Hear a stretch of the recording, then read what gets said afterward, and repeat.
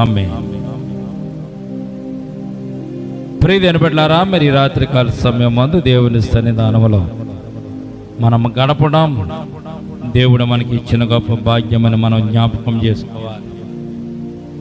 ఈ 2026 సంవత్సరం 3 మాసాలు మన జీవితంలోంచి దేవుడు అద్భుతంగా కాపాడి భద్రపరిచి నడిపించినటువంటి విధానం బట్టి దేవునికి స్తోత్రాలు చెల్లించుకుంటూ ఈ రాత్రి దేవుని సన్నిధానంలోంచి ఒక వాక్యాన్ని మనము ధ్యానం చేసుకోవడానికి మనం ప్రయత్నం చేద్దాం.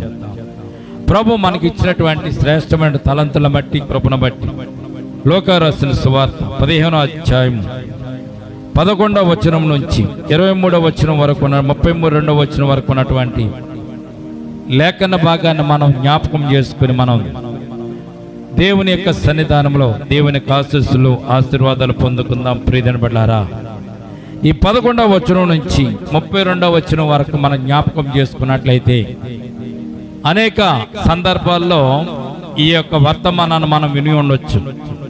అనేక సందర్భాల్లో ఈ వర్తమానాన్ని మనం ధ్యానం చేసుకుని ఉండవచ్చు. అనేక మంది జీవితాల్లో, అనేక మంది వారి నోటి వెంబడి అనేక ప్రసంగాల్లో మనము ఈ వాక్యాన్ని కూడా మనము విని ఉండొచ్చు. విన్నటువంటి ఈ వాక్యాన్ని మరలా వింటున్నామనేటువంటి ఆలోచన మనకు రాకుండా దేవుని సన్నిధానంలో దేవుడు మనం నడిపించలాగున మనము ఈ వాక్య భాగం నుంచి క్రొత్త విషయాలు మనం నేర్చుకుందాం. లోకా రాసిన సువార్త 15వ అధ్యాయము 11వ వచనాన్ని మనం చూసినట్లయితే ఇక్కడ ప్రభు మనకు తెలియజేస్తున్నారు, తప్పిపోని యొక్క కుమారుని యొక్క జీవితం ఎలాగుంటుందో, దేవుని సన్నిధానంలో తప్పిపోయి మరలా తిరిగి వస్తే వారి యొక్క జీవితం ఎంత బాగుంటుందో ప్రభు తెలియచేయడానికి ఈ ఉపమానాన్ని దేవుడు తెలియజేస్తున్నట్టుగా పరిశుద్ధ గ్రంథంలో మనం చూడగలుగుతున్నాం. ప్రియమైన బిడ్డలారా, దీని తర్వాత యేసుప్రభువు వారు చాలా ఉపమానాలు చెప్పారు. పోగొట్టుకున్నటువంటి నాణ్యము, తప్పిపోయినటువంటి కుమారుడు. అలాగే ఈ రాత్రి మనము దేవుని సన్నిధానంలో ఈ తప్పిపోని యొక్క కుమారుని యొక్క ఉదాహరణ మనం జ్ఞాపకం చేసుకుంటూ ముందుకు వెళ్దాం. చదువుదామా 11వ వచనం ఒకసారి మనం చదివి మనం ముందుకు వెళ్దాం. మరియు ఆయన అంటే యేసుక్రీస్తు ప్రభువారు ఇట్లనెను, ఒక మనుషునికి 2 కుమారులు ఉండిరి. వారిలో చిన్నవాడు, తండ్రి వచ్చి భాగం ఇమ్మని తండ్రిని అడుగుగా పంచిపెట్టిన చాలింది. ఈ విషయం మనకు అర్థమవుతే ముందున్నటువంటి కథ అంతా కూడా మనకు అర్థమవుతుంది. ఒక తండ్రికి 2 కుమారులు ఉన్నారు. 2 కుమారులో చిన్నవాడు తండ్రిని ఆస్తి అడిగాడు. ఆస్తిని అడిగిన వెంటనే తండ్రి కాదనకుండా పంచి ఇచ్చాడు. కాదనకుండా వెంటనే ఇచ్చాడని మనం అనుకోకూడదు. మొట్టమొదటిసారిగా చెప్పుకుంటాడు, నాయనా నా దగ్గర ఉంటే నీకు మేలు, నాతో ఉంటే నీకు మేలు, నన్ను విడిచి వెళితే నీకు మేలు ఉండదు నాయనా, నువ్వు కష్టాలు పడతావు, ఇబ్బందులు పడతావు. నాతో ఉన్నావు అనుకో, నా ఆస్తుపాస్తులతో ఉన్నావు అనుకో, నా ఇంటి దగ్గర ఉన్నావు అనుకో, నీకు ఎటువంటి లోటు ఉండదని తండ్రి చెప్పి ఉంటాడు. ఈ లోకంలో ప్రతి తండ్రి తల్లిదండ్రులు తన బిడ్డలకు చెప్తూ ఉంటారు, ఏమని? నాయనా నాతో ఉంటే నీకు మేలని. పరలోకపు తండ్రి కూడా చెప్పాడు, మీరు నాతో ఉండండి, నాతో జీవించండి, నాతో నడవండి, మీరు నన్ను అనుసరించి నడవాలని తండ్రి అనేవాడు దేవుడు మనకు కూడా తెలియజేస్తాడు. కీర్తన గ్రంథం 1వ కీర్తన అదే తెలియజేస్తుంది మనకి. దేవారాత్రము ఆయన వాక్యమును ధ్యానిస్తూ ఉన్నవాడు ధన్యుడని చెప్పింది. అక్కడ దేవునితో ఉండమని దేవుడు కూడా చెప్పాడు. తల్లిదండ్రులు కూడా పిల్లల్ని తనతో ఉండమని చెప్తూ ఉంటారు, కోరుకుంటూ ఉంటారు. కారణం ఏమిటంటే పిల్లల యొక్క భవిష్యత్తు బయటికి వెళ్తే ఏమవుతుందో తెలియదు కనుక తల్లిదండ్రులు పిల్లలను ఎక్కువగా భద్రపరచాలని కోరుకుంటాడు. ఇక్కడ 2 కుమారుల్లో చిన్నవాడు మంచి తెలివి గలవాడు, రెండోవాడు కొద్దిగా అమాయకుడైన విషయాన్ని మనం జ్ఞాపకం చేసుకోవాలి. చిన్నవాడు కనుక చెడు స్నేహాలు బట్టి, శ్రేణి స్నేహితులు బట్టి, తనకున్న ఆస్తిని పంచిపెట్టమని స్నేహితులు చెప్పిన విధానాన్ని బట్టి తన ఆస్తిని పంచిపెట్టిన తండ్రిని అడిగినప్పుడు తండ్రి తనకు ఆస్తిని పంచిపెట్టినట్టుగా పరిశుద్ధ గ్రంథంలో మనం చూడగలుగుతున్నాం. ఆ పంచిపెట్టిన తర్వాత ఆ కుమారుడు ఏం చేశాడంటే, ప్రియమైన బిడ్డలారా, వెంటనే దూరదేశం వెళ్ళిపోయాడు. ఆస్తి చేతిలో ఉంది, డబ్బు చేతిలో ఉంది. తండ్రి ఇచ్చినటువంటి ఆస్తిని అంతా కూడా సమకూర్చుకున్నాడు, డబ్బుగా మార్చుకుని దూరదేశం వెళ్ళిపోయినట్టుగా లేఖన భాగాల్లో మనం చూస్తాం. దూరదేశం వెళ్ళిపోయిన తర్వాత అక్కడ జరిగిన సంభవం అంతా కూడా మనం జ్ఞాపకం చేసుకుంటే అక్కడ చదవండి ఒకసారి, అక్కడ గమనించబడుతుంది. చూడండి 13వ వచనం. కొన్ని దినములైన తర్వాత ఆ చిన్న కుమారుడు తనకున్నటువంటి తండ్రి ఇచ్చిన సమస్త ఆస్తిని సమకూర్చుకొని దూరదేశములకు ప్రయాణమై తన ఆస్తిని అంతటిని కూడా దుర్వ్యాపారం వల్ల పాడు చేసి అంతయు ఖర్చు అయిపోయిన తర్వాత చాలండి, ఆ దేశం అంత గొప్ప కరువు వచ్చింది. ఒక విషయాన్ని జ్ఞాపకం చేసుకోవాలి. ఆస్తి పాస్తులను సమకూర్చుకుని సంపాదించుకుని తీసుకెళ్ళినటువంటి ఈ చిన్న కుమారుడు వెళ్ళిన ప్రదేశము ఎంత మంచిదో ఇక్కడ దేవుని వాక్యం మనకు తెలియజేస్తుంది. మానవుని యొక్క ఆలోచనలు కూడా ఒక్కొక్కసారి ఎలాగుంటుందంటే, మంచి ఆలోచనలు మానవునికి రావు, శ్రేష్టమైన ఆలోచనలు మానవునికి రావు. నరుడు ఒక తలస్తే దేవుడు ఇంకొకటి తలస్తాడు. మానవుల యొక్క తలంపులకి దేవుని యొక్క తలంపులకి చాలా వ్యత్యాసము ఉన్నట్టుగా మనం చూస్తున్నాం. ప్రియమైన బిడ్డలారా, ఈ కుమారుడికి ఒక ఆలోచన వచ్చింది. నా తండ్రి దగ్గర ఆస్తంతా సమకూర్చుకుని ఆస్తంతా నేను నా తండ్రిని ఆస్తిని అడిగి నా వాటా నేను తీసేసుకుని దూర ప్రాంతం వెళ్ళిపోయి వ్యాపారం చేసి మా తండ్రి కంటే నేను ఎక్కువగా బాగా సంపాదించాలనుకున్నాడు. తల్లిదండ్రుల సంపాదన పిల్లలకు నచ్చకపోవచ్చు, తల్లిదండ్రులు చేస్తున్న పనులు పిల్లలకు నచ్చకపోవచ్చు, తల్లిదండ్రులు చేస్తున్నటువంటి కార్యాలు పిల్లలకు ఒకవేళ నచ్చకపోవచ్చు. వారికంటే నేను బాగా చేయగలుగుతానని వారు అనుకుని ఒకవేళ ఏదైనా ప్రయత్నం చేసినప్పుడు ఓడిపోయినప్పుడు పడిపోయినప్పుడు దాంట్లో విఫలమైనప్పుడు ఆ యొక్క బాధ తెలుస్తూ ఉంటుంది. ప్రియమైన బిడ్డలారా, కరోనా వచ్చిన సందర్భంలో చాలామంది అనుకున్నారు, నేను ధనవంతుని, నాకు డబ్బు ఉంది, ఎలాగైనా బతికేయచ్చు కదా అనుకున్నారు. పేదవాళ్ళు ఏమనుకున్నారు, మనకు డబ్బు లేకపోతే ఆరోగ్యం పొందుకోలేము, డబ్బు లేకపోతే మనం కరోనా వస్తే చచ్చిపోతాం కదా, మన పరిస్థితి ఏంటని పేదవారు అనుకున్నారు. అయితే ఆ సందర్భంలో మనము గమనించిన విషయం ఏంటో తెలుసండి, డబ్బున్నవారు అనేక మంది చనిపోయారు, డబ్బు లేని వారు కొంత బ్రతికి బట్ట కట్టినట్టుగా మనం పరిశుద్ధ గ్రంథంలో మనం చూడగలుగుతున్నాం. ఈ లోకం అంతా కూడా అలాగే ఉంది. మంచిది అని మనం చూసిందల్లా కూడా చెడిపోయినదిగా మనకు కనబడుతుంది. ముందు రోజులుగా మనం చూస్తాము, మంచిది అనుకుంటాము, దాన్ని అనుసరిస్తాము, దాన్ని అనుసరించి మనం నడుస్తూ వెళ్ళినప్పుడు తర్వాత చివరికి అది మనలను నరకానికి తీసుకుని వెళ్తుంది, శ్రమలకు తీసుకుని వెళ్తుంది, ఇబ్బందులకు తీసుకుని వెళ్తుంది, ఇరుకులకు కూడా తీసుకుని వెళ్తున్నట్టు సందర్భాన్ని ఇక్కడ మనం చూస్తున్నాం. ఈ తప్పిపోయిన కుమారుడు వెళ్ళిపోయిన తర్వాత మరి తండ్రి దగ్గర ఆస్తి పట్టుకు వెళ్ళిపోయిన తర్వాత దుర్యాపం వల్ల ఆస్తి అంతా పోగొట్టేసుకున్నాడు. పోగొట్టేసుకున్న తర్వాత తినడానికి తిండి కూడా లేనటువంటి పరిస్థితి అని బైబిల్ తెలియజేస్తుంది. కొట్టుకోవడానికి వస్త్రం లేవు, తినడానికి తిండి లేదు, ఉండటానికి ఇల్లు లేదు, వాకి లేదు, ఆస్తి అంతా పోయింది. ఆ పొరుగు దేశంలో పొరుగురులో వాడికి అప్పిచ్చేవాడు అవడం లేకుండా పోయేసరికి వాడు తినడానికి ఆకలేసి ఏం చేశాడంటే, ప్రియమైన బిడ్డలారా, పందులు తినే పొట్టు దగ్గరికి వెళ్ళి, పందులు మేపాతం దగ్గరికి వెళ్ళి, నీ పందులు నేను కాస్తాను, నాకు కొద్దిగా భోజనం పెట్టయ్యా, ఇక్కడ ఈ కరువులో నేను ఆకలికి చచ్చిపోతున్నానంటే వాడేం చేశాడంట, భోజనం పెడతాం పక్కన పెట్టి నువ్వు అర్జెంటుగా నువ్వు వెళ్ళి నా పందులను మందులు మేపిన తర్వాత వచ్చిన తర్వాత నీకు భోజనం పెడతానన్నాడు. వీడేళ్ళి పందులు మేపేసరికి వాడికి ఆకలిసిన తినాలనుకున్నాడు. తినాలనుకున్నప్పుడు ఆకలిసినప్పుడు ఆ పందులు తినే పుట్టు తినడానికి కూడా కక్కుర్తి పడ్డాడంట. ప్రియమైన బిడ్డలారా, జ్ఞాపకం చేసుకోండి, దేవుని సన్నిధానంలో దేవుడిచ్చే అద్భుతమైనటువంటి ఆశీర్వాదం వదులుకొని ఈ లోకంలో తిరిగేవాడు చాలామంది ఉన్నారు.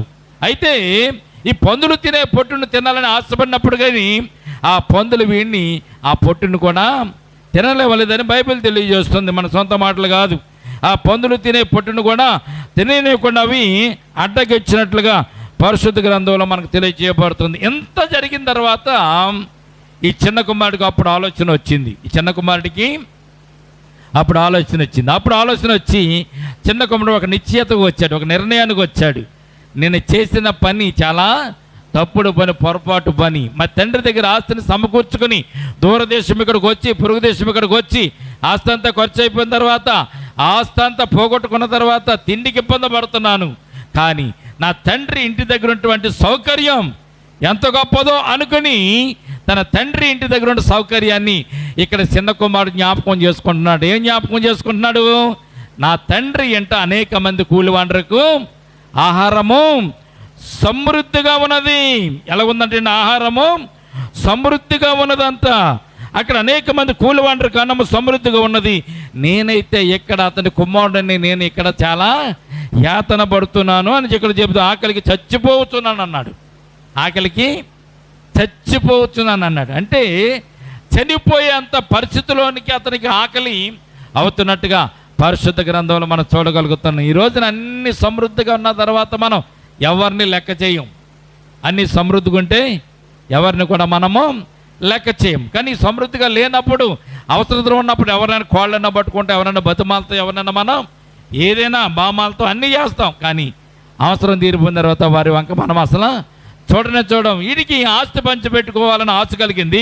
స్నేహితులు చెప్పిన మాటని విన్నాడు, ఆస్తి అంతా తీసుకుని వెళ్ళిపోయాడు. తినడానికి తిండి లేకుండా, ఉండడానికి ఇల్లు లేకుండా, వాకిలు లేకుండా, కొట్టుకుంటే వస్త్రాలు లేకుండా, మాసిపోయిన బట్టలతో, చినిగిపోయిన బట్టలతో ఉన్నటువంటి వీడికి పందులు తినే పుట్టు దగ్గరికి వచ్చిన తర్వాత జ్ఞానోదయమైనట్టుగా పరిశుద్ధ గ్రంథంలో మనం చూస్తున్నప్పుడు అంటున్నాడు, నా తండ్రి దగ్గర అనేక మంది కూలి వంటకు అన్నము సమృద్ధిగా ఉందంటున్నాడు. దేవునికి స్తోత్రం కలుగునుగాక.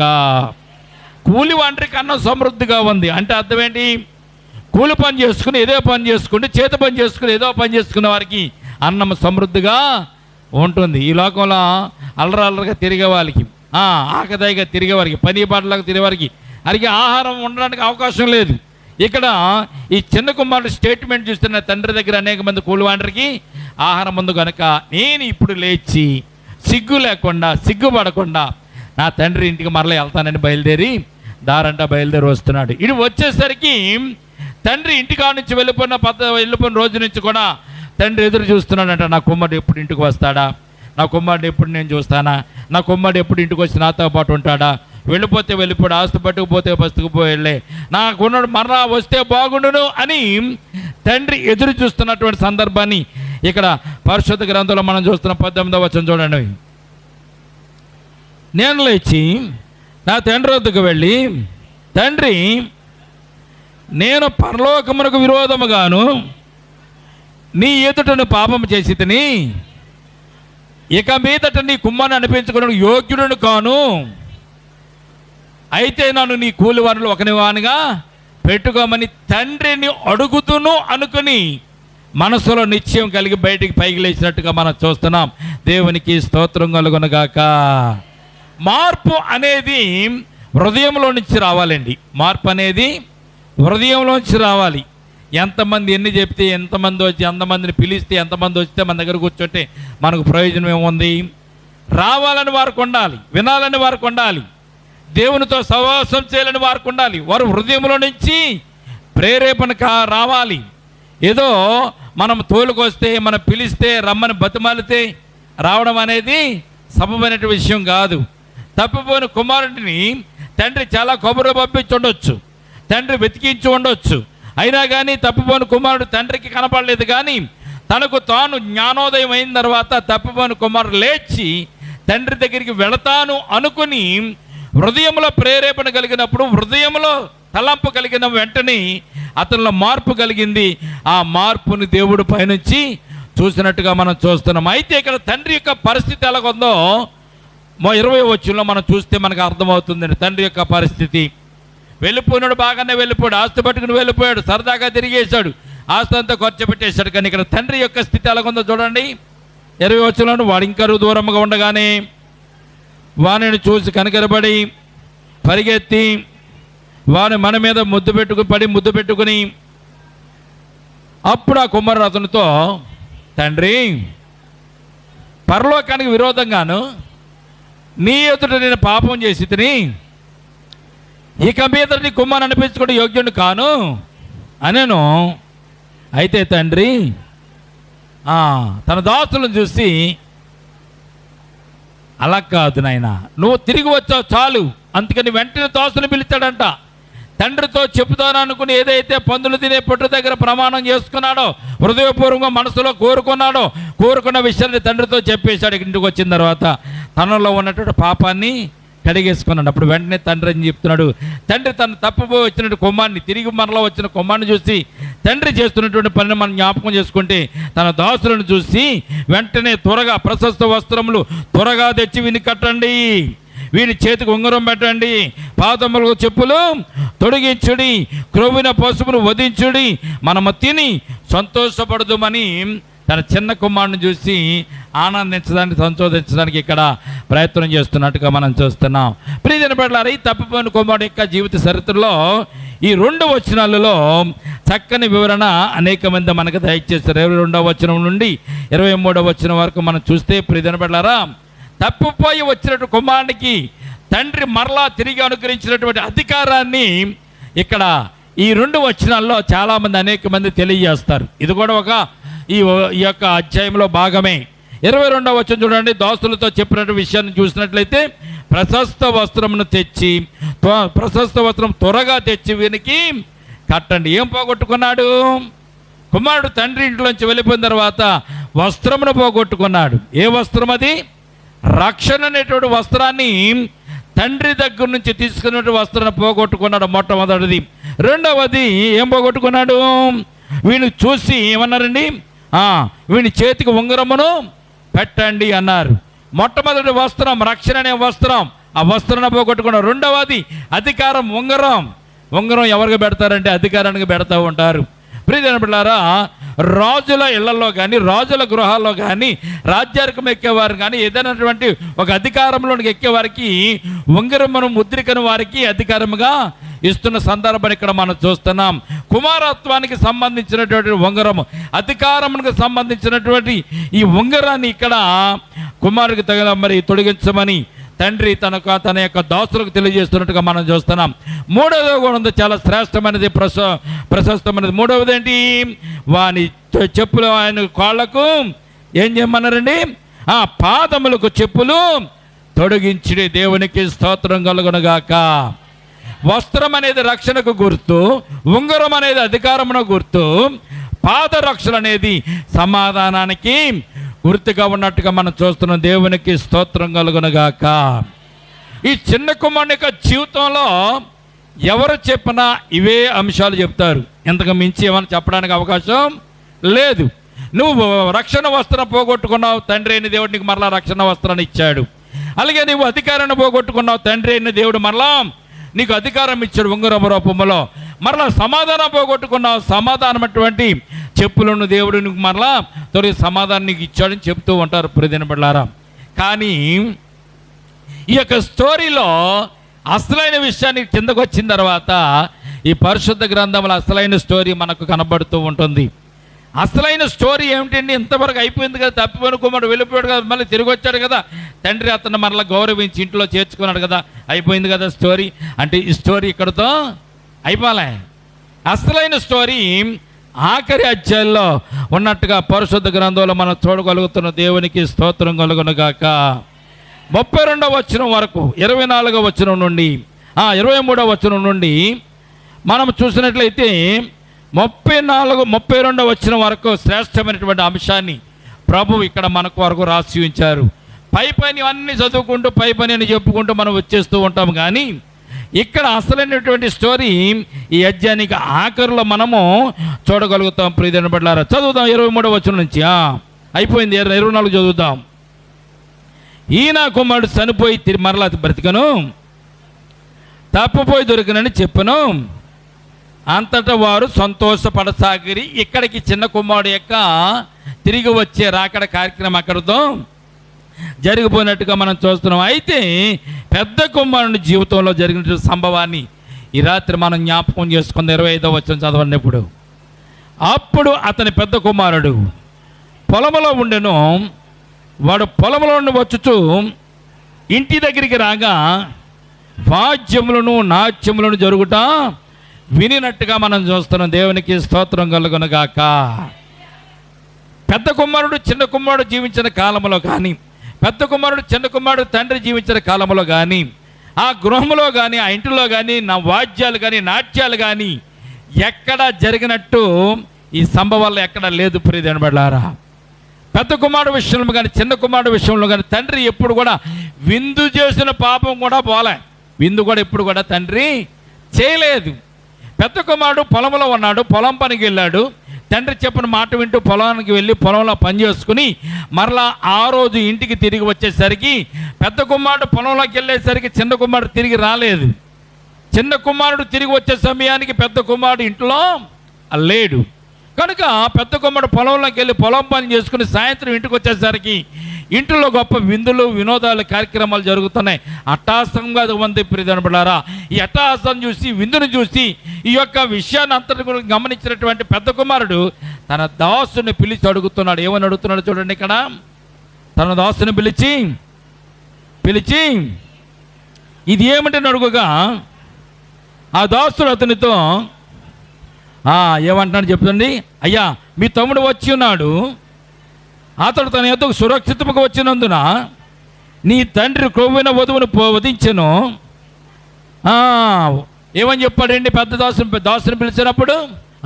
మీ తమ్ముడు మరలా తిరిగి వచ్చాడు, తిరిగి వచ్చినందుకు మీ తండ్రి సంతోషంతో క్రొవ్విన వధువును మరి క్రొవ్వినటువంటి దూడను వధించి అక్కడ విందు చేశాడు అని చెప్పి పెద్ద కుమారుడితో చెప్పినప్పుడు దాసుడు పెద్ద కుమారుడికంట కోపం వచ్చిందంట. పెద్ద కుమారుడికి ఏమొచ్చింది? కోపం వచ్చింది. ఈ రాత్రి ప్రియదనబడ్డారా, కోపపడేటువంటి స్థానంలో ఈ రోజున మనం ఉన్నాం. ఏ స్థానంలో ఉన్నామండి? మనం కోపపడే స్థానంలో మనం ఉన్నాం. ఎందుకు మనం కోపపడుతున్నాం? కోపం మనకి ఎందుకు వచ్చింది? పెద్ద దాసునికి కోపం ఎందుకు వచ్చింది? మనకు కూడా ఎందుకు కోపం వస్తుంది అని ఆలోచన చేయడానికి ఈ అంశాన్ని దేవుడు మన కొరకు రాసి ఉంచాడు. మనం అనుకునేటువంటి మాటలు పెద్ద కుమారుడు తన జీవితంలో అతడు వల్లిస్తున్నాడు. మనం ఏదైతే తలంచుతున్నామో పెద్ద కుమారుడు కూడా అదే తన జీవితంలో తలంచుతున్నాడు. చిన్న కుమారుడికి జరిగింది, మర్యాద జరిగింది. చిన్న కుమారుడు తప్పుపై తిరిగి వచ్చాడు.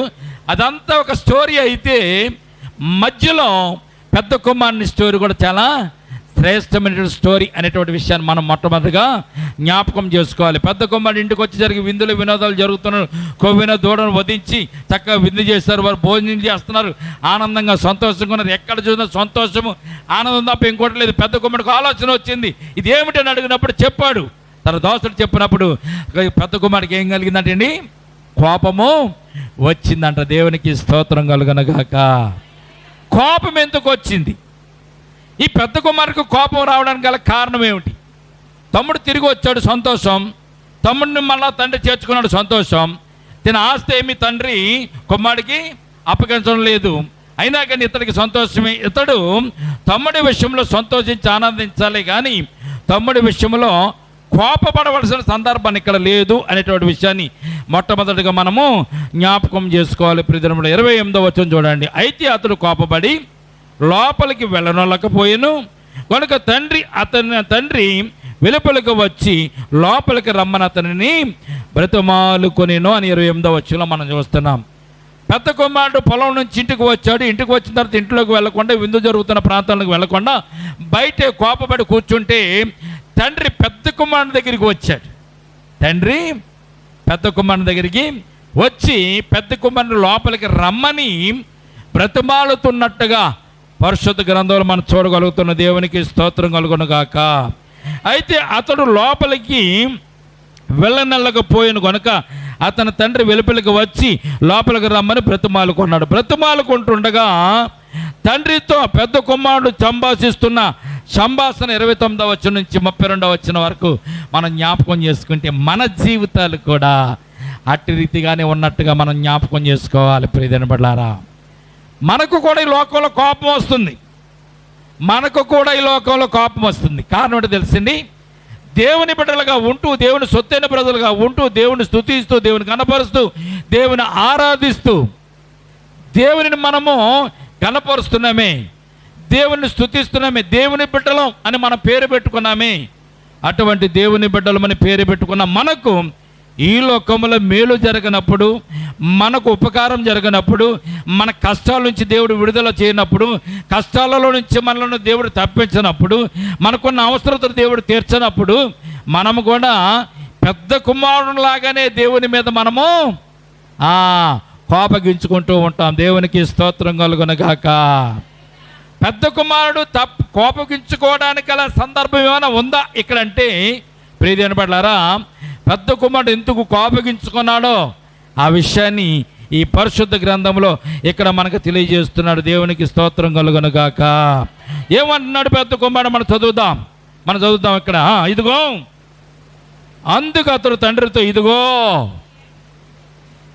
ఇన్ని సంవత్సరముల నుండి నిన్ను సేవించుతున్నానే, నీ ఆజ్ఞను ఎన్నడూ కూడా నేను మీరలేదే. నేను నా స్నేహితులతో పాటు సంతోషించినట్లు, అయినా నువ్వు నా స్నేహితులతో సంతోషపడినట్లు నీవు ఎన్నడూ ఒక మేక పిల్లనైనను ఇయ్యలేదే. ఆగండి, ఏమంటున్నాడు? పెద్ద కుమారుని యొక్క ఆలోచన ఎందుకు కోపం వచ్చింది? నీతో పాటు ఉంటున్నాను, నీతో పాటు తిరుగుతున్నాను, నువ్వు చెప్పిన మాట వింటున్నాను, నీ ఆజ్ఞలు జవదాటడం లేదు, అయినా నాకు మేలేది, నాకు సంతోషమేది?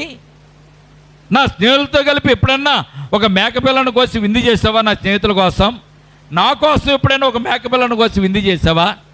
నా సంతోషం కోసం ఏమన్నా మంచి మంచి పదార్థాలు తీసుకొచ్చావా? ఎప్పుడైనా నాకు ఎలాగ విందు చేసావా నీవు తండ్రి చెప్పు అని పెద్ద కుమారుడు తండ్రిని అడుగుతున్నాడు. మన జీవితంలో కూడా అంతే అండి. ఇన్ని సంవత్సరాలు బట్టి ప్రభువా నీ నామానికి బట్టి ఏడుస్తున్నాను, నీతో పాటే ఉంటున్నాను, నీతోనే పాటు కూర్చున్నాను, నీతోనే పాటు తింటున్నాను, నీ మందిరంలోనికి వస్తున్నాను, నిన్నే స్తుతిస్తున్నాను, నిన్నే కనబరుస్తున్నాను. ఏదినైనా ఇరుగు పొరుగు వారు ఎంత సంతోషంగా ఉన్నారు, ఇరుగు పొరుగు వారు ఎంత బాగున్నారు, ఇరుగు పొరుగు వారు ఎంత ఆస్తుపాస్తులతో ఉన్నారు, నా బతుకేంటి ఇలా తగలడిపోయింది అని మనం కోపడతలేదా? అనేక మంది మనం ఈ రోజున పెద్ద కుమారుడు కోపగించుకుంటున్నట్టుగా ఈ రోజున కూడా మనము కూడా కోపగించుకుంటున్నాం. దేవునికి తెలియదా? దేవుడికి తెలవదమ్మా? దేవుడు చూడడం లేదా? దేవుడు ఇవన్నీ అనుకోవడం లేదా? దేవునికి తెలియదని మనం అనుకోవడం వల్ల ఎంత మూర్ఖత్వమో తెలిసింది. దేవునికి సమస్తము కూడా దేవునికి తెలుసు. దేవునికి స్తోత్రం కలుగునుగాక. పెద్ద కుమారుడు చెప్తున్నది ఏమిటో తెలుసా? నా స్నేహితులతో పాటు నేను తిని సంతోషంగా విందు చేసుకున్నాక ఒక్క మేకపిల్లనైనా నాకు ఇచ్చావా తండ్రి? నీ మాట నేను జవదాటానా? నీ మాట ఎప్పుడైనా కాదన్నానా? పొలం వెళ్ళమంటే పొలం వెళ్ళాను, పొలంలో పంట తెమ్మంటే తెచ్చాను, నీరు పెట్టమంటే నీరు పెట్టాను, పొలంలోకి వెళ్ళి పనులన్నీ చేయమంటే బురదలోను మట్టిలోను ఎండలోను వానలోను అన్నీ కూడా తిరిగాని ఎప్పుడైనా నీ మాట జవదాటానా? నీ చిన్న కుమారుడు ఆస్తి పంచిపెట్టమంటే ఆస్తి పంచిపెట్టావు, దూరదేశం వెళ్ళిపోతుంటే ఊరుకుని చూసావు, ఆ దూరదర్శనం వెళ్ళిపోయిన ఆస్తి అంతా కూడా వేస్టులతో తినేసి పోడు చేసి తిరిగి వస్తే నీ చిన్న కుమారుడు కోసం నీవు విందుని చేశావు. ఏం భాగ్యం తండ్రి, నాకేది ఇది అని పెద్ద కుమారుడు తండ్రిని ప్రశ్నిస్తున్నాడు. ప్రియదేవుని బిడ్డలారా, తండ్రిని ప్రశ్నించడం మంచిదా కాదా? తండ్రిని అడగడం పెద్ద కుమారుడు యొక్క పెద్ద కుమారుడు జీవితంలో తన ఆలోచనలో మంచిదిగా కరెక్టా కదా అంటే పెద్ద కుమారుడు ఆలోచన కూడా కరెక్టే. చిన్న కుమారుడు వెళ్ళి తప్పిపోయి వెళ్ళిపోయాడు, తిరిగి వచ్చాడు, విందు చేశాడు, అది తండ్రికి కరెక్టు. పెద్ద కుమారుడు తండ్రిని ప్రశ్నించడం పెద్ద కుమారుని యొక్క బాధ్యత. ఈ రోజున కూడా మనం కూడా అలాగే బాధపడుతున్నాం, ఈ రోజున అలాగే మనము కూడా ఇబ్బంది పడుతున్నాం, ఈ రోజున కూడా అలాగే మన దేవుడి సన్నిధానంలో మనము కోపగించుకుంటున్నాం. ఏం దేవుడు లేండి, ఏం చేశాడు మాకు? ఇంతకాలం దేవునితో ఉంటే దేవుడు మాకేం చేశాడు? దేవునితో మేము నడుస్తున్నాం, పాటలు పాడుతున్నాం, స్తుతిస్తున్నాం, గణపరుస్తున్నాం, ఆరాధిస్తున్నాం, ఎన్ని చేస్తున్నా కానీ దేవుడు మాకేం చేశాడు అనేటువంటి సందర్భాల్లో అనేక మంది ఈ లోకంలో కూడా కోపగించుకుంటున్నాడు. పెద్ద కుమారుడు యొక్క కోపం సమంజసమైనటువంటి కోపమే ప్రియదేవుని బిడ్డలారా. కానీ దేవుడిచ్చిన అద్భుతమైనటువంటి వరాలు ఉన్నాయే, దేవుడిచ్చిన ఆశీర్వాదాలు ఉన్నాయే ప్రియదేవుని బిడ్డలారా. పెద్ద కుమారుడు వాటిని గమనించలేకపోయాడు, పెద్ద కుమారుడు వాటిని గుర్తించలేకపోయాడు. పెద్ద కుమారుడికి ఉన్నటువంటి భోగభాగ్యం, పెద్ద కుమారుడికి ఉన్నటువంటి ఆశీర్వాదం, పెద్ద కుమారుడు తమ్ముడి మీద ఉన్నటువంటి ఈర్ష్య చేత, తమ్ముడి మీద ఉన్నటువంటి ఆ మమకారం లేనటువంటి స్థితిని బట్టి ఆస్తంతా తీసుకుని వెళ్ళి పాడు చేసి మరలా తిరిగి వచ్చాడు తమ్ముడు అనేటువంటి ఆలోచన బట్టి పెద్ద కుమారుడు చిన్న కుమారుడు మీద ఉన్న ద్వేషంతో మరి తండ్రికి తన మీద ఉన్న ప్రేమను పెద్ద కుమారుడు గుర్తించలేకపోయాడు. దేవుని యొక్క ప్రేమ ఎంత అద్భుతంగా ఉంటుందో, ఆశ్చర్యంగా ఉంటుందో. పెద్ద కుమారుడు జీవితంలో తండ్రి చెప్పినటువంటి మాటను మనం జ్ఞాపకం చేసుకుంటే మన తండ్రి అయిన దేవుడు, పరమ తండ్రి అయిన దేవుడు మన జీవితంలో కూడా ఆయన మనకు ఉంచినటువంటి మేలులు, ఆశీర్వాదాలు కూడా అంతే గొప్పగా ఉన్నాయన్న సత్యాన్ని మనం జ్ఞాపకం చేసుకుంటాం. ప్రియమైన బిడ్డలారా, దేవునికి స్తోత్రం కలుగునుగాక. 30వ వచనం చూడండి. 30వ వచనం ఏమంటున్నారో తెలుసా? నీ చిన్న కుమారుడు చేసిన పనులను, చిన్న కుమారుడు చేసిన పనులు మరలా ఇక్కడ పెద్ద కుమారుడు చెప్తున్నాడు. ఏమని 30వ వచనం? అయితే నీ ఆస్తిని వేశ్యల చేత తినివేసిన ఈ కుమారుడు రాగానే నీ వీని కొరకు క్రొవ్విన పశువును వజించుదని చెప్పాను. తన కోపం అంతా అక్కసంతా కూడా ఎలాగెక్కేసిన తర్వాత పెద్ద కుమారుని ఎలాగ సముదాయించాలో, పెద్ద కుమారుని ఎలాగా సమాధానపరచాలో ఆ తండ్రికి తెలుసు కనుక ఆ తండ్రి వెంటనే ఒకే ఒక్క మాట అన్నాడు, దేవునికి స్తోత్రం కలుగునగాక.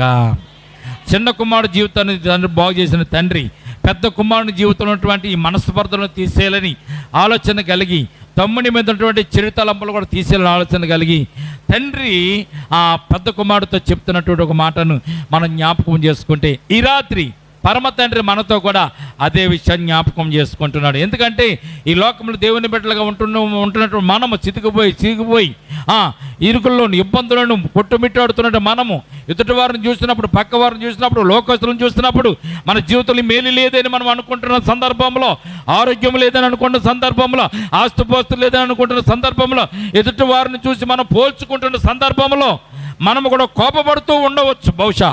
కానీ ఈ పెద్ద కుమారుడు యొక్క కోపం అట్టి రీతి కోపమే అన్నటువంటి విషయాన్ని జ్ఞాపకం చేసి మన కోపం కూడా ఎలాగో ఉందో మనం కూడా తెలియచెప్పడానికే దేవుడు ఈ పెద్ద కుమారుని యొక్క జీవితాన్ని ఇక్కడ మన కొరకు ఆయన ఉంచారు.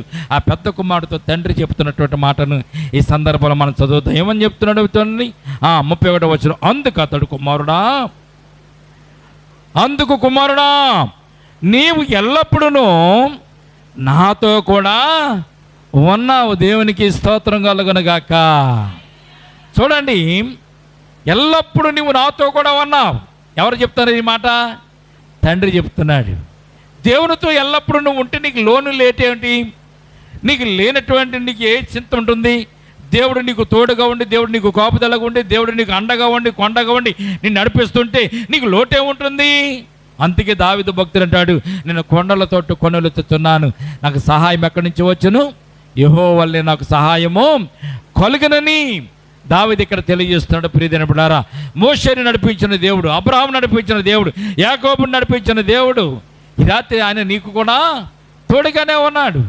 ఆయన మనతో తోడుగానే ఉంటాడు. కానీ పెద్ద కుమారుని ఆలోచనలు కూడా మనలో అప్పుడప్పుడు మెదులుతూ ఉంటాయి. ప్రియమైన బిడ్డలారా, జ్ఞాపకం చేసుకోండి. తలలో ఏదైనా పురుగు ఉందా అలా మాట్లాడుతున్నాం అంటూ ఉంటాం. ఒక్కొక్కసారి మనలో కూడా పురుగులు ఉంటాయి, మెదులుతూ ఉంటాయి. ఆ పెద్ద కుమారుడికి ఆలోచనలు మన తలలో కూడా ఉంటాయి.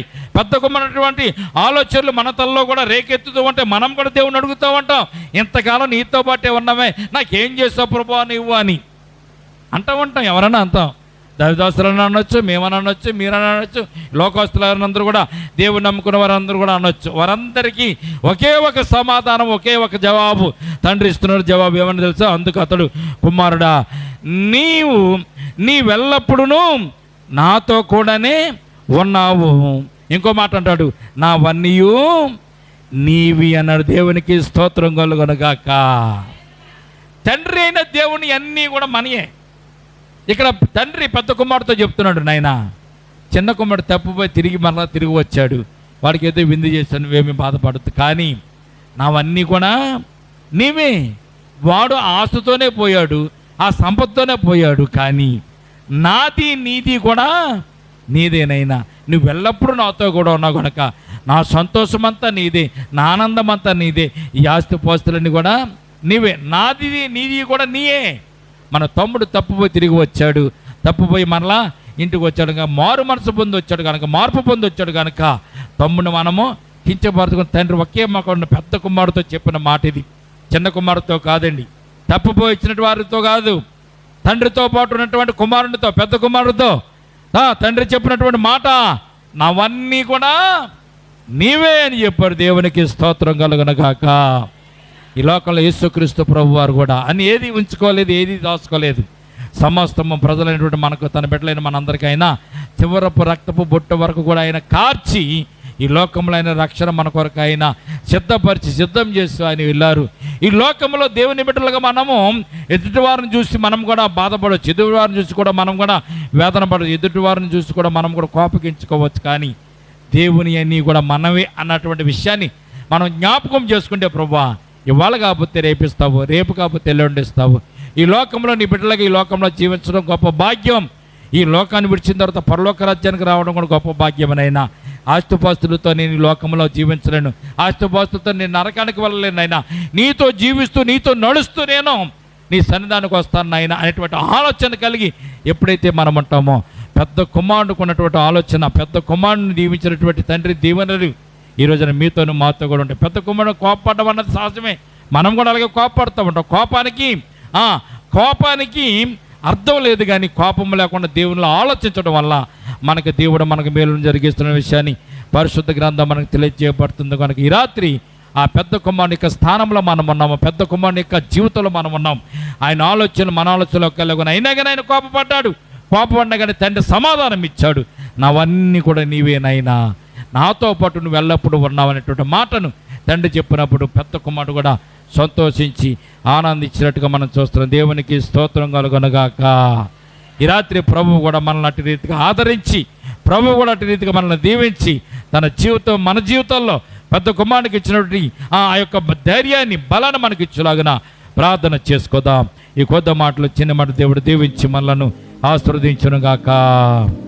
తల వంచండి, ప్రార్థన చేసుకుందాం. పరిశుద్ధుడా పరమ తండ్రి స్తోత్రం, సర్వోన్నతుడ నీకే స్తోత్రం, సర్వశక్తిమంతుడ నీకే స్తోత్రం. లోకమంతా కూడా ప్రభు నీదే తండ్రి. నైనా లోకములో ఉన్నదంతా నీదే నేను ప్రభా. ఈ లోకంలో ప్రభు నీ బిడ్డలమైన మా అందరిని కూడా జ్ఞాపకం చేసుకున్న గొప్ప దేవుడు. నేను తప్పిపోయినప్పుడు నేను ప్రభా మమ్మల్ని వెతికి రానికి వస్తున్నావు తండ్రి. నైనా మమ్మల్ని వెతికి రక్షించుతున్నటువంటి గొప్ప దేవుడు తండ్రి. ఈ లోకంలో అనేక మంది నశించిపోయేడు వారుగా ఉన్నారు, అనేక మంది నరకానికి వెళ్ళే వారికి ఉన్నారు తండ్రి. అటువంటి స్థితిలో తప్పిపోయిన కుమారుడు కూడా నేను ప్రభా తండ్రి ఇంటి నుంచి తప్పిపోయినప్పుడు తండ్రి నైనా మరలా తిరిగి వచ్చినప్పుడు చేర్చుకున్నటువంటి గొప్ప దేవుడు తండ్రి. నైనా మా జీవితంలో అనేక మంది నేను ప్రభు లోకాన్ని విడిచి వెళ్ళిపోయారు తండ్రి. అనేక మంది నైనా ప్రభా నీ సన్నిధానం నుంచి నేను ప్రభు దూరం అయిపోయారు తండ్రి. నైనా దూరం అయిపోయిన వారిని మరలా నేను ప్రభునైనా తిరిగి నేను ప్రభు చేర్చుకోగల గొప్ప దేవుడు నీవే తండ్రి. నైనా ఇదిగో ప్రభు చేర్చుకోవడమే కాదు నేను ప్రభా నైనా తప్పిపోయినటువంటి గొర్రె దొరికినప్పుడు నైనా ఆ గొర్రె విషయంలో గొప్ప విందుని చేసినటువంటి గొప్ప దేవుడు తండ్రి. పరలోకములో ఎంతో సంతోషం, ఆనందం అని చెప్పినటువంటి గొప్ప తండ్రివి. ఈ రాత్రి నేను ప్రభా నీ బిడ్డలమైన మమ్మల్ని జ్ఞాపకం చేసుకోండి తండ్రి. నీ సన్నిధానం నుంచి తప్పిపోకుండా, నీ సన్నిధానం నుంచి నేను ప్రభా మేము పారిపోకుండా ప్రభా నీ సన్నిధానం మీద దూరం కాకుండా నీ ఆశీస్సులు ఆశీర్వాదాలు పొందుకునేటువంటి భాగ్యంలో ప్రభా మేము కూడా పెద్ద కుమారుడు మీద జీవించడానికి నైనా తండ్రి మాట జవదాటకుండా, తండ్రి మాటను కాదనకుండా తండ్రి చెప్పిన పని చేస్తూ తన జీవితం అంతా గడిపినటువంటి ఆ పెద్ద కుమారుని యొక్క జీవితంలో మాదిరిగా మా జీవితాలు కూడా మీలో ఉండడానికి కృప చూపించండి తండ్రి. మీ సన్నిధానంలో ఉండడానికి కృప చూపించండి తండ్రి. ఆ పెద్ద కుమారుడికి కోపం వచ్చినప్పుడు, పెద్ద కుమారుడికి నేను మనస్తాపం కలిగినప్పుడు నైనా తండ్రి చెప్పిన మాట నావన్నీ నీవే నాయనా, నువ్వు ఎల్లప్పుడూ నాతోనే ఉన్నావని చెప్పారు తండ్రి. నైనా ఈ రాత్రి ప్రభు నీ బిడ్డలమని మేము కూడా ప్రభునైనా లోకాన్ని చూస్తున్నాం తండ్రి, లోక భోగాలను చూస్తున్నాం తండ్రి. వాటిని చూసి అవి మాకు లేవని మేము బాధపడుతున్నావేమో, అవి లేవని మేము చిత్తపడుతున్నావేమో. ఈ రాత్రి ప్రభు నీ బిడ్డలమైన మాతో మాట్లాడినందుకు స్తోత్రాలు తండ్రి. నీవన్నీ మావే తండ్రి. నేను ప్రభా మా కొరకే మీరు నిర్మించారు, మా కొరకే మీరు ఏర్పాటు చేస్తారు తండ్రి. ఈ లోకంలో సమస్తం ఇవ్వగల గొప్ప దేవుడు నీవే తండ్రి. తినడానికి ఆహారం, కట్టుకోవడానికి వస్త్రాలు, ఉండడానికి నివాసయోగ్యమైన స్థలాలు ఈ లోకంలో అనేక మందికి మీరు దయచేసిన గొప్ప దేవుడు తండ్రి. నైనా ఏ లోటు లేకుండా ప్రభు ఈ లోకంలో జీవించడానికి, నేను బ్రతకడానికి గొప్ప కార్యములు చేస్తున్న గొప్ప దేవుడు నీవే తండ్రి. ఈ రాత్రి నేను ప్రభు మిమ్మల్ని జ్ఞాపకం చేసుకుంటున్నాం. కూడా వచ్చిన సంఘాన్ని, సంఘ బిడ్డల మీద జ్ఞాపకం చేసుకోండి. వారి జీవితంలో ఉన్నటువంటి నేను ప్రభు బాధలు, కష్టాలు, ఇరుకులు, ఇబ్బందులు అనేకమని ఉండవచ్చు. కానీ ప్రభునైనా ఏదైనా నీ ఆశీర్వాదాలన్నీ ప్రభునైనా నీ బిడ్డలకే మీరు తెలియజేస్తున్నటువంటి విధానం బట్టి స్తోత్రాలు చెల్లించుకుంటూ నీ బిడ్డలన్నట్టు రీతిగా దీవించండి, ఆశీర్వదించండి. ఈ రాత్రి ప్రభా శనివారం ప్రార్థన కూడుకులోనికి ప్రవేశించిన ప్రతి ఒక్క బిడ్డను జ్ఞాపకం చేసుకోండి, సంఘాన్ని జ్ఞాపకం చేసుకోండి, సంఘ బిడ్డలను జ్ఞాపకం చేసుకుని ప్రభు నీ సన్నిధానం ఎల్లప్పుడూ ఉంటూనైనా మిమ్మల్ని స్తుతిస్తూ కనపరుస్తూ ముందుకు సాగిన కృప చూపించండి. నైనా ఈ లోకంలో ప్రభు మేము సాక్షులుగా ఉండాలి, సాక్ష్యమైన జీవితాన్ని మీరు జీవించాలి ప్రభా. అటు సాక్ష్యమైన జీవితాన్ని ప్రభు నీ బిడ్డలు మనం మాకు దయచేయండి. నీ సన్నిధానంలో నిలబడగలిగిన శక్తిని, నీ సన్నిధానంలో బలముతో నిలబడే శక్తిని ప్రభా నేను స్తుతించిన కనపరిచేటువంటి నేను ప్రభు కృపను ప్రభా నీ బిడ్డల మరి మాకు దయచేయమని. కూడి వచ్చిన ప్రతి ఒక్క బిడ్డ పైన మీ దక్షిణ హస్తంను చాచండి, గాయపడిన హస్తం చాచండి. నీ బిడ్డలను ముట్టండి ప్రభు. నేను ఎవరైతే గాయపడి ఉన్నారో తన గాయాన్ని ముట్టండి ప్రభా. ఎవరైతే అనారోగ్యం ఉన్నారో అనారోగ్యం విడుదల కలిగించండి ప్రభా. ఎవరైతే ఆర్థికపరమైన ఇబ్బందుల్లో కొట్టుమిట్టాడుతున్నారో ఆర్థికపరమైన ఇబ్బందుల నుంచి వారికి విడుదల కలిగించండి తండ్రి. నైనా చేతి పని లేని వారికి చేతి పని, ఉద్యోగం లేని వారికి ఉద్యోగం, వ్యాపారం లేని వారికి వ్యాపారము, వివాహం కావాల్సిన బిడ్డల కొరకు ప్రత్యేకం ప్రార్థిస్తున్నాం తండ్రి. నైనా వారి జీవితంలో ప్రభు వివాహాలు జరగడానికి నన్ను ప్రణాళికను ఏర్పాటు చేయండి, మార్గాల ప్రభు ఏర్పాటు చేయండి. నీ కృపను వారి మీద ఉంచండి తండ్రి. నైనా ఈ రాత్రి మా గృహం చుట్టూ ఉన్న ప్రతి కుటుంబాన్ని, ప్రతి గృహాన్ని జ్ఞాపకం చేసుకొని వారి గృహాల్లో సంతోషాన్ని, ఆనందాన్ని దయచేయండి. వారి గృహాలకు కావాల్సిన ఆర్థికపరమైన ఇబ్బందులు, చెరుకుల నుంచి ఇబ్బందులు తప్పించండి. వారు నేను ప్రభు రక్షణ పొందుకునే ప్రభు మరల పరలోక రాజ్యానికి వెళ్ళేటువంటి మార్గంలో వారు కూడా నడవడానికి నేను ప్రభు, నరకం నుంచి తప్పించబడడానికి నైనా, భయంకరమైనటువంటి నరకమునైనా ప్రభు, అగ్ని ఆరదు పురుగు సావదన్నావు తండ్రి. అటువంటి నరకంలో వారు యాత్ర పడకుండా ప్రభు, నైనా బ్రతుకుండగానే, జీవించకుండగానే ప్రభు నీ పరలోక రాజ్యపు మార్గంలో మార్గం నడవడానికి కృప చూపించండి తండ్రి. నీ మార్గం సంతోషాన్ని ఇచ్చేది, ఆనందం ఇచ్చేది నేను ప్రభు. అటు ఆనందకరమైనటువంటి, సంతోషకరమైన మార్గంలో వారికి నడవడానికి నైనా మీ కృప చూపించమని నేను ప్రభు ఈ సమయం ముందు నేను ప్రభు నీ దాసుని నన్ను ప్రభు నేను సన్నిధానం నిలబెట్టుకుని ప్రభు కట్టిలాంటి నన్ను నిలబెట్టుకుని నన్ను ప్రభు మాట్లాడినందుకు స్తోత్రాలు చెల్లించుకుంటూ విన్నటువంటి ప్రతి మాటను కూడా ప్రభు, ప్రతి వాక్యాన్ని కూడా ప్రభునైనా, ప్రతి పలుకును కూడా ప్రభు నీ బిడ్డల హృదయాల ఫలింప చేయండి. ఈ రాత్రి ప్రభునైనా మీ మేలులతో నింపండి. ఉదయకాల సమయం పునరుద్ధాన పండుగలు అన్న ప్రభు మరొకసారి కూడుకుని మిమ్మల్ని స్తుతించి మిమ్మల్ని గణపరిచే భాగ్యం మాకు దయచేదురుగా. కానీ నజరేయుడైన యేసుక్రీస్తు పరిశుద్ధ నామమును ప్రార్థించి మిక్కిలి వినయముతో బ్రతిమలాడి వేడుకొంచున్నాము తండ్రి. ఆమేన్. మన తండ్రి అయిన దేవుని ప్రేమయు, కుమారుడైన యేసుక్రీస్తు కృపయు, పరిశుద్ధాత్మను సహవాసం ఇప్పుడు ఎల్లప్పుడూ ప్రపంచ పర్యంతము సంగమునకును మనకును సదాకాలము తోడనెడగొడునుగాక. ఆమేన్.